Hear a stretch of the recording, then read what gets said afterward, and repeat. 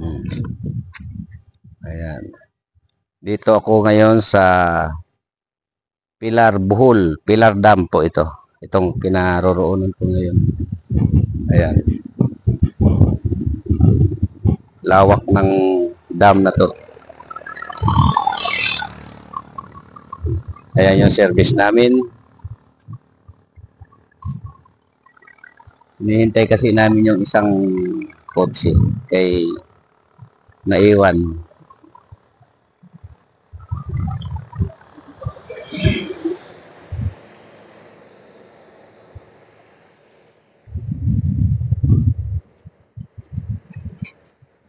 Anong masasabi niyo dito sa lugar ng Bohol? Pilar. Pilar Bohol. Ang ganda. Kaso nasaan na kaya sila?